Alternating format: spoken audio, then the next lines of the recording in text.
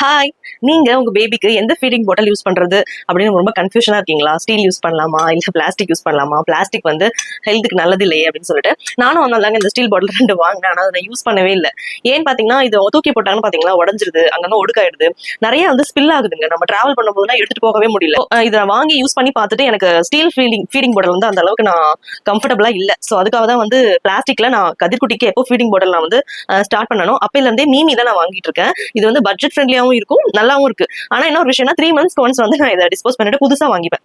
So என்னதான் அந்த குவாலிட்டியான பிளாஸ்டிக்கா இருந்தாலும் பிபிஏ ஃப்ரீயா இருந்தாலுமே 3 monthsக்கு மேல நான் யூஸ் பண்றது கிடையாதுங்க. அது நல்லது நான் நினைக்கிறேன். நீங்களே பாருங்க, இந்த ஃபீடிங் பாட்டில் வாங்கி இப்ப 3 months ஆனோடனே உங்களுக்கு ஒரு மாதிரி உள்ள ஒரு மாதிரி புகை அடிச்ச மாதிரி சொல்லுவாங்க பாருங்க, ஒரு மாதிரி சாம்பல் கலரா ஒரு மாதிரி மாறிடும் அந்த ஃபீடிங் பாட்டில். சோ அதுல நமக்கு தெரிஞ்சிடும் 3 months கரெக்டா இருக்கும். நான் அதுக்கப்புறம் மாத்திடுவேன். இதுல நிறைய சைஸ் அவைலபிளா இருக்குங்க, நீங்க அதுக்கேற்ற மாதிரி வாங்கிக்கலாம். சோ ஃபீடிங் பாட்டில் வந்து உங்களுக்கு பட்ஜெட் ஃப்ரெண்ட்லியா வேணும்னா கண்டிப்பா வந்து நான் மீமி வந்து ரெக்கமெண்ட் பண்ணுவேன். இப்போ 3 months ஆயிடுச்சு அந்த பாட்டில் வாங்கி. நான் வந்து இது வந்து ஆர்டர் போட்டிருந்தேன். மீமி தான், ஆன்லைன்ல தான் உங்களுக்கு அவைலபிளா இருக்கும். புது பாட்டில் 2ல இருந்து 3 பீஸ் வச்சுக்கிட்டீங்கன்னா கரெக்டா இருக்கும் நான் நினைக்கிறேன். சோ நான் வந்து பாத்தீங்கன்னா இப்போ 2 பீஸ் தான் யூஸ் பண்ணிட்டு இருக்கேன். உங்களுக்கு எத்தனை தேவைப்படுதோ நீங்க வாங்கிக்கலாம். நிறைய கலர்ஸ் அவைலபிளா இருக்கும். இது பட்ஜெட் ஃப்ரெண்ட்லி.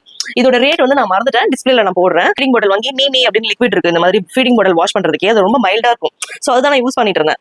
அதுல ஃபர்ஸ்ட் வாஷ் பண்ணிட்டு வார்ம் வாட்டர்ல கொஞ்ச நேரம் போட்டு வச்சிருவேன். அதுக்கப்புறமா நான் யூஸ் பண்ணுவேன். சோ நீங்க புதுசா ஃபீடிங் பாட்டில் யூஸ் பண்றீங்க, நியூ மாமா இருக்கீங்கன்னா கண்டிப்பா இந்த டிப்ஸ் யூஸ்ஃபுல்லா இருக்கும்னு நினைக்கிறேன். ப்ராடக்ட் டேக் பண்ணிருக்கேன், தேவைப்படுறவங்க செக் பண்ணிக்கோங்க.